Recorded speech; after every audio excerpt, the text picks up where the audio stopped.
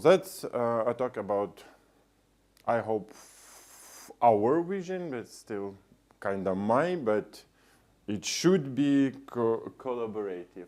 A vision of our marketplace which might enable Open edX as an ecosystem, not just a like LMS with some kind of plugins. So initially, I hoped to be standing here, sharing results from the real world implementation of the first milestone of Open edX marketplace. Back in January, there was promising discussions in the community and momentum, enough for me to devise some kind of concrete plans, assuming that, and submitting this talk, assuming that by now we would be on the go. But however, as many of you know, since in community might go in a complex ways, especially when they require shared funding and alignment across stakeholders. So the alignment didn't fully materialize in time, and as a result, the development hasn't been done. This doesn't mean that marketplace is not needed. Like, I think it's quite the opposite. The need is still clear, and the strategic opportunity remains open. So instead of retrospect on the execution, I would like to propose you here something else, and a bit of strategic vision, and obviously call for action, so we have to collaborate and so on. And we could build that as a community in a transparent and collaborative way. So yeah, vendors are not enough to make it on their own. So why we need a marketplace? Obviously, we've talked about that much. We have some problems today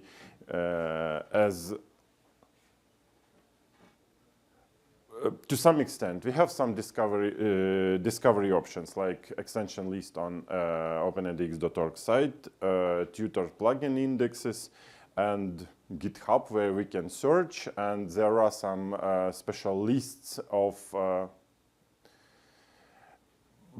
pre-selected extensions. And the thing with that is that to some extent they are fragmented and hard to navigate to, and what's more important, they are very developer focused. So my idea is that we have to invite collaboration from non-developer stakeholders to our ecosystem. So those lists are super valuable. I want to thank those who worked on them. Yet as a community, we can and should aim for higher. Let's zoom a little bit and think like what marketplace could be as not just like a plugin store, but a platform for extensions of all kinds. As soon as Open edX is not, as we say, it's not a product, it's a framework.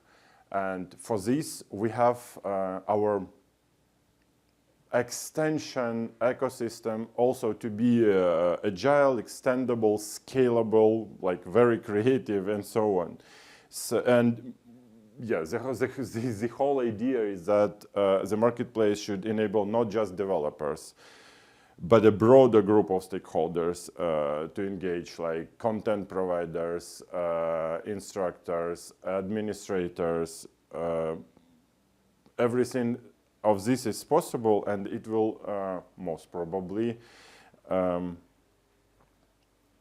increase the adoption, because it's what we all crave about, that Open edX is a great product with questionable numbers of adoptions. So yeah, the ultimate goal is larger adoption by making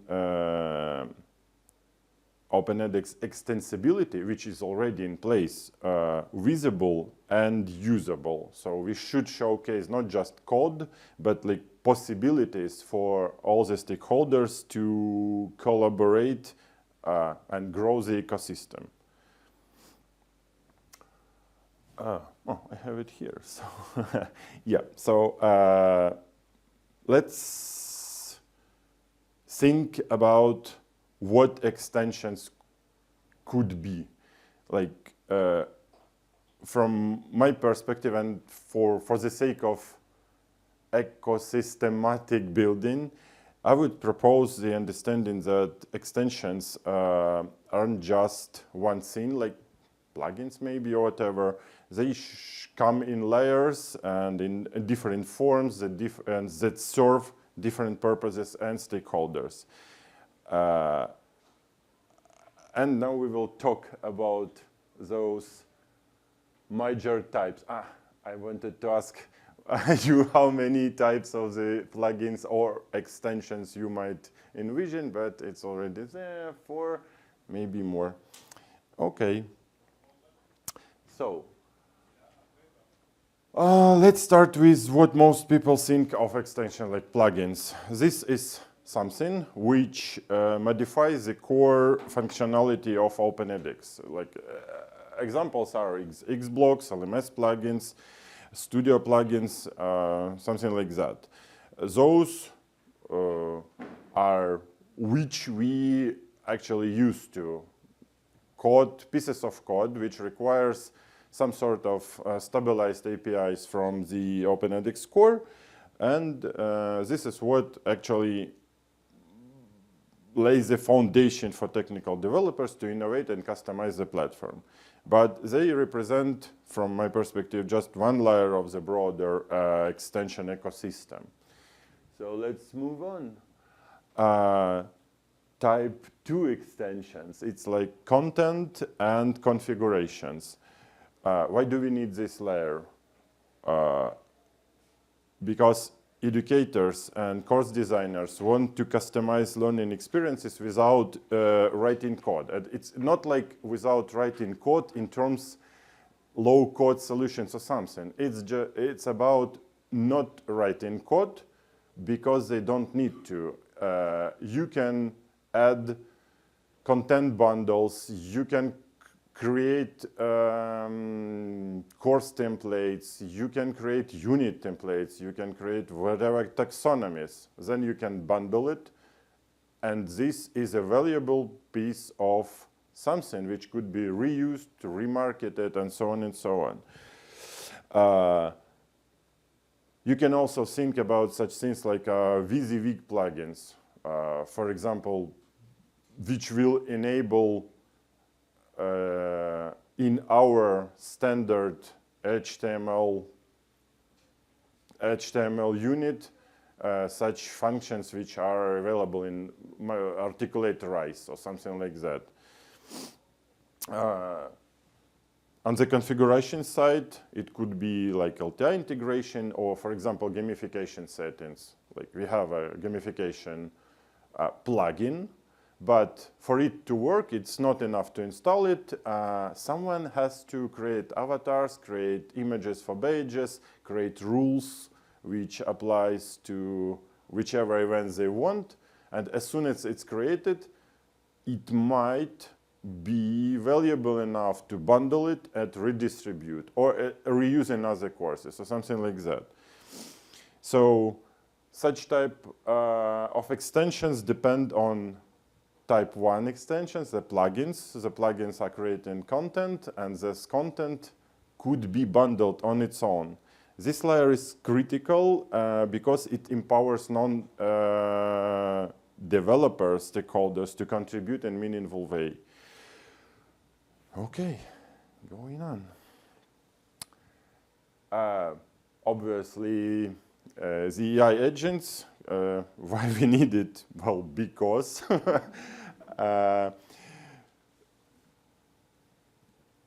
in order to not like talk long about that, I can just, share my vision that in some point of time, content market will be replaced by agent market, which creates content, which can create content, because content, you can create content, but it scales only to a little bit. Agent, which can create content, is like ultimate scalability and so on.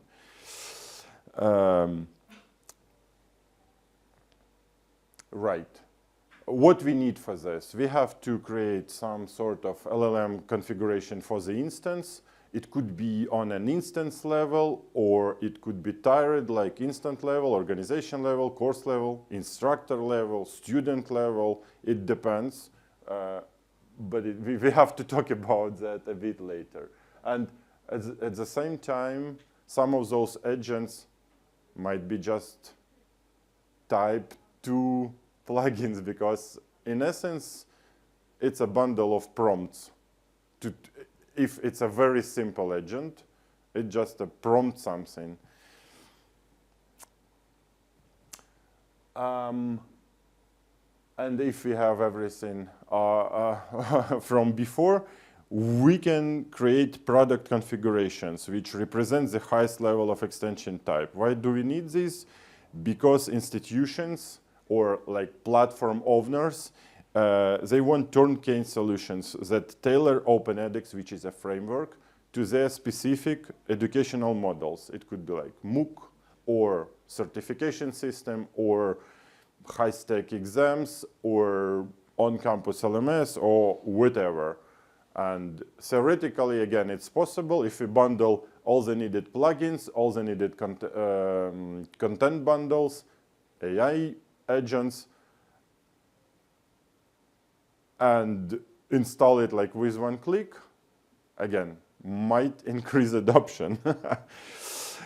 What we need to build in order to enable this, dependency systems. So as soon as we create those like high-level configurations, we might see that, okay, if we want to enable this bundle, we need to have that plugin, and that plugin in turn depends on that plugin, and so on. Again, theoretically, it's possible, but again, I think it's very important. So this layer is key for scaling Open edX adoption and making a platform accessible in a wide variety of use cases. Because again, selling Open edX right now is more like selling a Lego blocks, but we have to also be able to, while keeping it extensible and innovative platform, to propose ready-made use cases. What it means for us? So obviously, to build that marketplace-ish thing, we must rethink the LMS architecture, or like the whole platform architecture, which includes enhancing plugin systems, which is kind of work in progress. We should enable managing content as modular deployable units, and open the platform to AI integrations, dependency systems for higher order configurations. And for us as vendors, it also means that, like for vendors, for community, we have to undergo the like cultural or engineering shifts towards that way of thinking, like modularity and stability. Because if we want those plugins to be stable enough, the platform must ensure that in terms of APIs, or at least like breaking changes could happen only once in a while, like once in 10 years, I don't know, something like that. Okay. Those changes, yeah, for type 1 plugins, lucky for us, it's a work in progress. It's about a year of something. I recommend to go through the attached links. It provides important technical context. This is a solid start. There is a long way to go to fully support a scalable plugin ecosystem, but it's a good start. Obviously, there are some open questions because as of now, all pieces of code are like separate plugins, but business-wise, a plugin should connect all the pieces like and Studio and LMS and mobile applications. I don't know what we will have in the future, so we should think about this. Maybe it could be a dependent plugins. We could build like, okay, the Studio plugin is a base one, and then everything else depends on it, but it could easily make those plugins out of sync. Mobile versions would not be supporting everything which we have in LMS, or we could require bundling it all together, but it will put a burden of developing a plugin on the developer like more. You have to think about a mobile application and everything else. What is the theme is also a question. It could be a plugin, or maybe it could be a content bundle. Again, we will talk about this on some working groups. Oops, what do we have here? Yeah. Beyond plugins, we need to treat content as deployable and manageable components. That means that content bundles like templates, pages should be importable and exportable independently, but obviously they should depend on the plugins which creates that type of content. So for this, again, we might enforce some rules that each plugin might have a specific function like, okay, bundle the current state and put it into some index and import that bundle and make it usable for that instance or something like that. And for this, we have to think about internal IDs. So when you have it working like right now, it could, rules, for example, for gamification might refer a current course in your instance, but when you bundle it and import somewhere else, you might not have that course. And for this, we have to, again, devise some ideas. What should we do? For example, Microsoft Word, when it's open a document and there is no typeface, it asks like, okay, that and that typeface are missing. What should we use as a substitute? Or maybe we could use a current context to think, okay, if we are importing that set of rules in this course, then we should put this course as a identification for those rules, whatever. Again, it is doable, but it's not as simple as it seems from first sight. But again, with this approach, we empower users to customize and transfer content safely and flexibly. And with this, stakeholders of the platforms becomes not only just developers. Those stakeholders who can extend it, we could widen up the amount of people on that conference 10 ways. Okay, so as for the AI agents, we need to enable AI integration slots. Before yesterday, I was trying to say that, okay, this is another talk. I have this talk, but we will talk later. Luckily enough, it was an EduNext talk yesterday, so refer to the presentation for inspiration and technical details.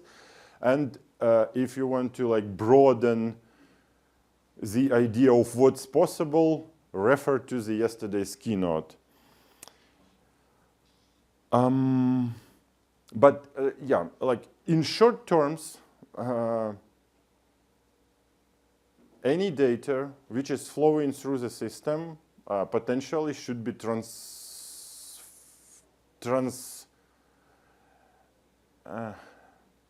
what is the word? Transformed, yeah, transformed by the AI agents. And for this, we have to know, like, for example, for this event, this could be a trigger. then we can provide some rules. Okay, for this event, the context is that and that and that. We can put that context. Then the prompt for this agent and that, and we inject context. And then there are backward rules. So as soon as we have a response, we have rules how to map the response to some meaningful whatever. It could be either substitution for the user input or transformation of the data or providing some suggestions. At that point, there is a question of synchronous, asynchronous tooling, because in some cases, it would be best to provide like, hey, that's what we think you want to get. And here is the chat where you can like amend that. But again, it should be injectable without writing a code. So that's what Juan and Felipe were talking about yesterday. As soon as we have that some kind of framework for enabling AI and some sort of UI where non-developers can play with prompts and bundle those prompts, as soon as we have it, I think the vision of Juan, Felipe, and me might come to true. And that vision is that like as soon as anyone has any idea, like let's try that in education, where we should try it in OpenEdX, because it's easy. It's there. You install OpenEdX, you have that AI sandbox, you just connect to that event, put some prompts, and see the results. As soon as the results are meaningful enough, you can say bundle it and sell it or something like that. On the product-wise configurations, as I've mentioned, most probably we need to come up with some sort of a dependency system. Technically, it might be like pip-based something, and it is a part of the current vision of OpenEdX pluggable infrastructure. So there are many things to discuss here, but it's kind of work in progress. Okay, engagement model.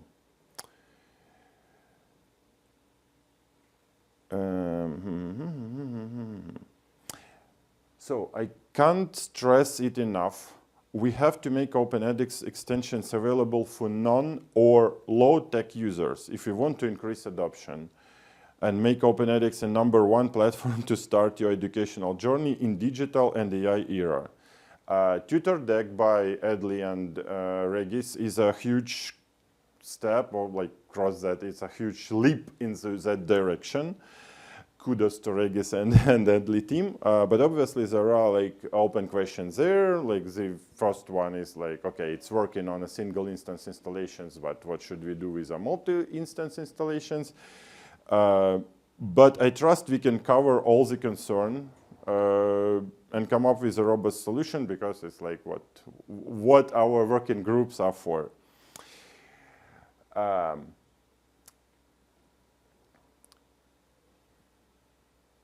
I think it should be in different orders. So ideal future versus first steps. So in the ideal future, we can imagine that an ecosystem thrives when there is a balance between, so to say, consumers who are making use of all those plugins and so on, and producers who are creating those plugins. When it's there, consumers on board to the ecosystem, precisely because there is large number of producers and there is something for any use case, or at least they trust that it will eventually happen there. And producers have incentive to create because there is a large number of consumers which reward them in any way. It could be like respects or money or whatever. Before this, unfortunately, there is a chicken-egg problem, and we have to, as a community, we have to somehow support the early adopters and to build on both sides of these scales.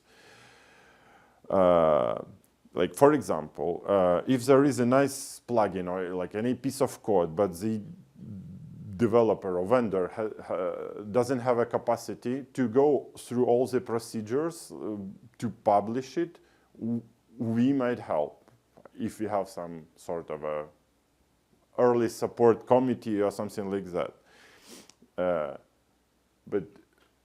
But I think it will pay off. As soon as we build some mass and we could market to the world that OpenEdX is not just extensible in theory by hiring a vendor team. It's extensible in reality because there are many ready-made plugins and many ready-made content bundles. And more to say, if you are a consumer of a plugin, you might become a producer of content bundles, and it's an opportunity for you.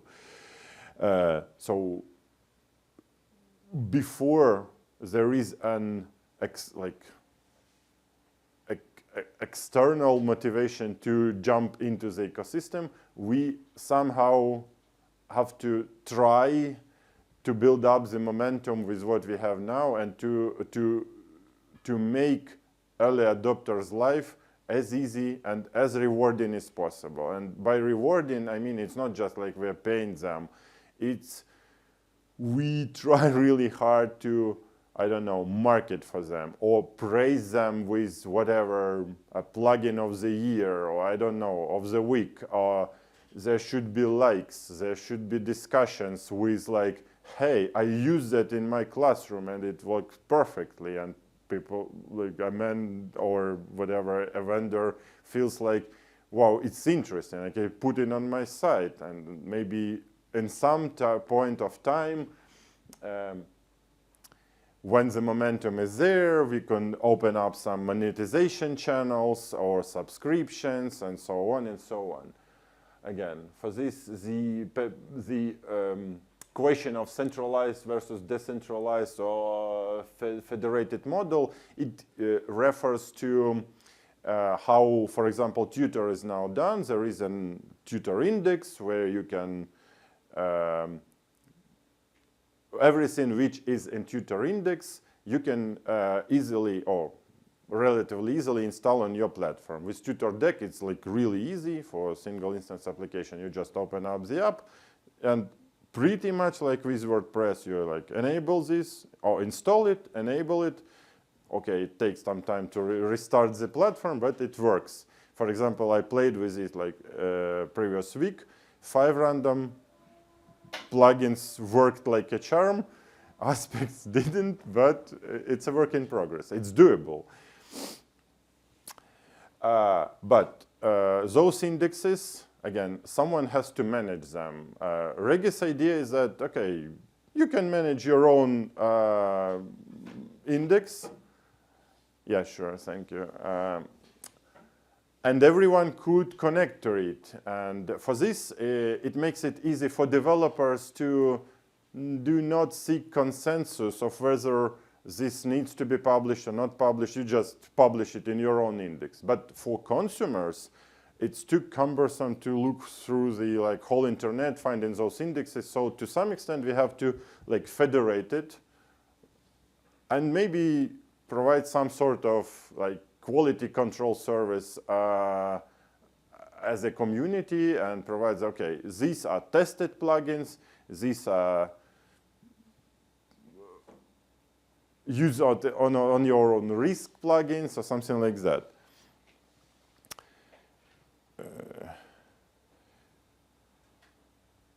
Right.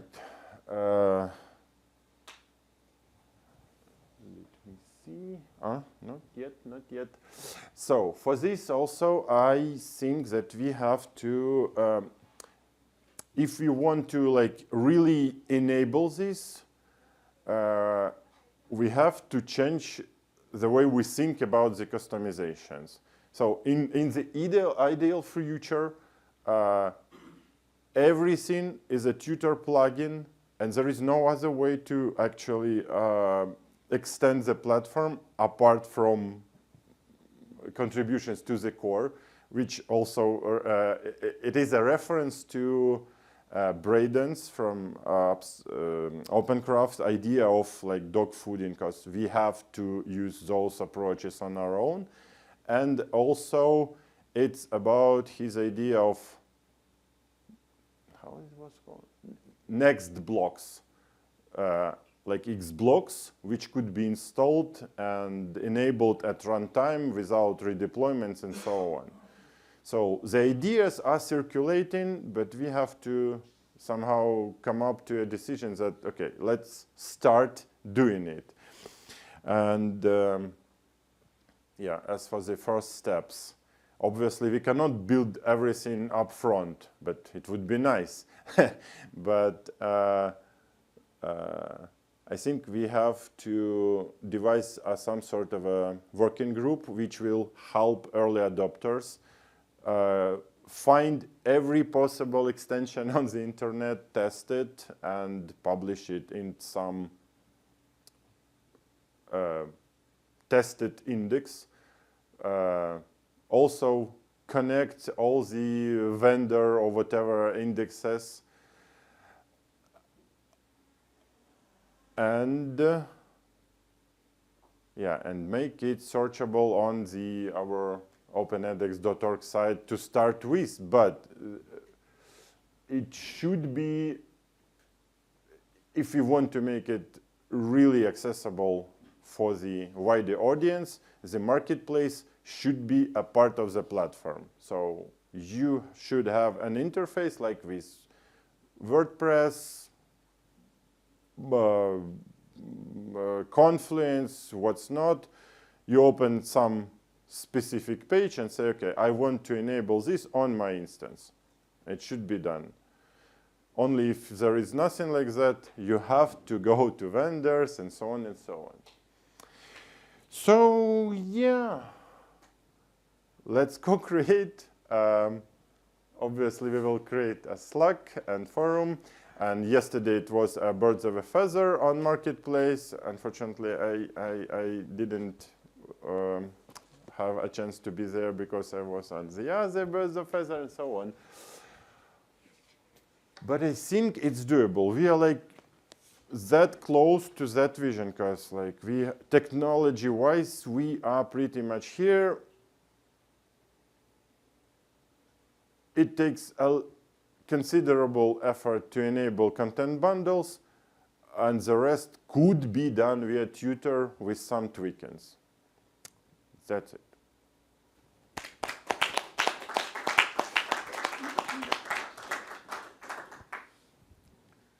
So if you have a question, just wait till you get the mic so we get it on the recording as well. Who is brave enough to catch it? I'll even bring it to you. No? Okay. Hi, great talk. Regarding content bundles, I think we're closer than you might think with content libraries. I think a lot of the technology in the platform is there, and it's a matter of deciding how we make it exportable and shareable to other instances. Yes, but we also have to either extend content libraries to other types of contents. For example, taxonomies. Not every instance needs the same taxonomies. And those taxonomies are also content. Now content libraries are about learning content, but there are much more content rather than learning content. For example, every time we are creating a new unit, there is a template like, okay, this is a multiple choice question. Those templates could be a content bundle, like for example, for language learning, for physics, for whatever. Structures of the course could be content bundle, like this is a specific course structure which fits the 6 weeks, whatever, 5 units university course or something like that. So yeah, it's close, not close enough. Got it.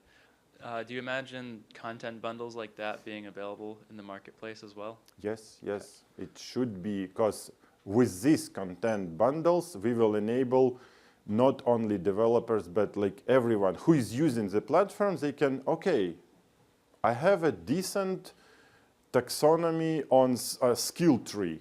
Okay, let's share it. And then someone else will, okay, I will edit it and rebundle, and okay, it's updated skill tree, something like that.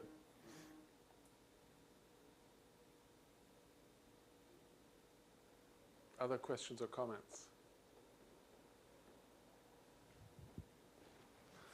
Of course, Annie. Yes, competency-based something. Hello. You may have addressed this, and I really apologize for being late, but I'm very interested in validation on the marketplace, and I'm curious about your thinking about how we ensure really high quality, and I apologize if you covered it. Yeah, it's somewhere here. I didn't mention it, but it's in the speaker notes, but okay. So the idea is that we are at the first steps. We have to build mass, which means we cannot afford to force each vendor to do like quality control services on their own, because we will lessen the number of submissions. So for this, I suggest to create a working group which will do that.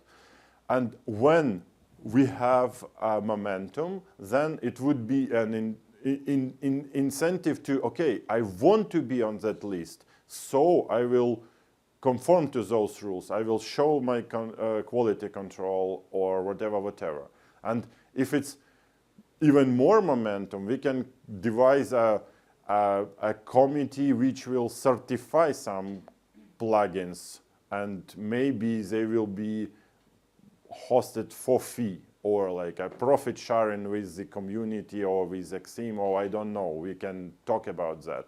But it's a normal situation in other ecosystem where there are like certified or approved plugins versus risk use on your own risk plugins, and people can choose.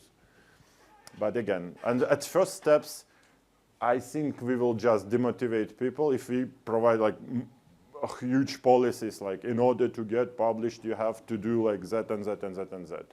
But when there is a value for vendor or developer or producer to put something in our ecosystem, they will be follow. But we have to create that value first.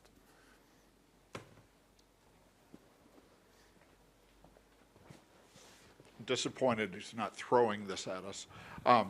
Is there an example, like what would be the closest example ecosystem that you could learn from? So for example, how is the Moodle community have a lot of this stuff set up? Is there another education, maybe it's not education, but what's the closest ecosystem that you would say we need to learn from them? They've got a lot of the validation, they've got a lot of the ecosystem set up, so we should learn from them.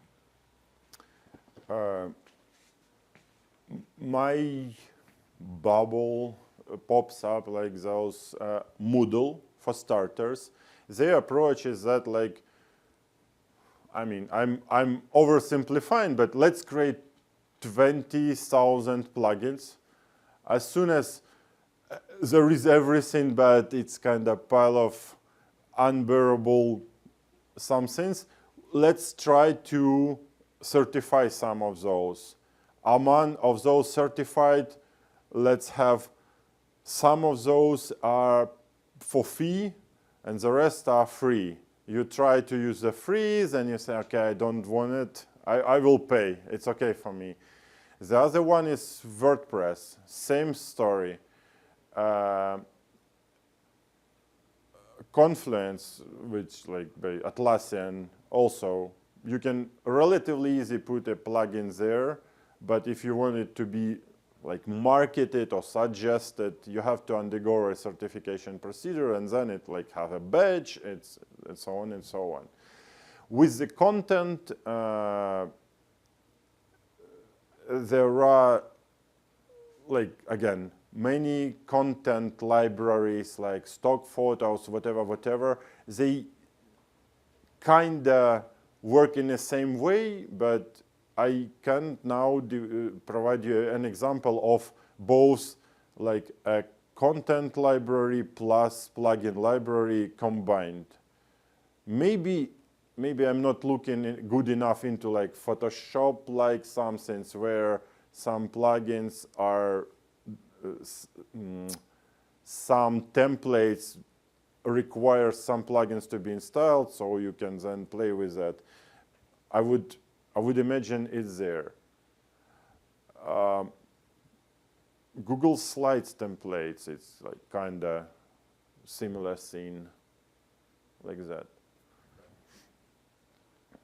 Actually, maybe I'll ask a related question, which is when, not that this is a perfect example, but when Apple launched the App Store, when that first launched, they curated like an initial set of really great apps to get people very excited about.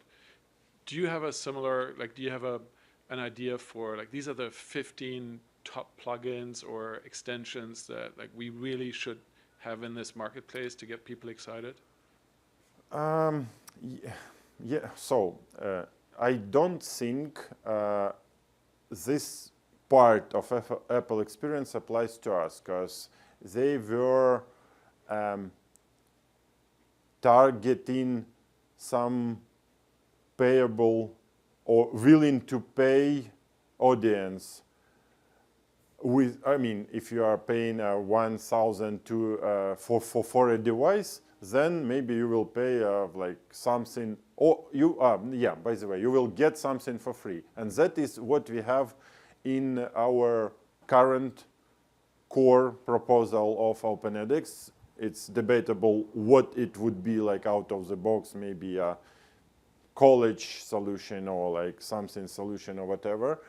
But obviously it would be nice to have that, but we don't have it yet ready. We have to check what is available, what is installable, maintainable, so we can actually say, okay, that is absolutely robust one-button deployment of a certification system.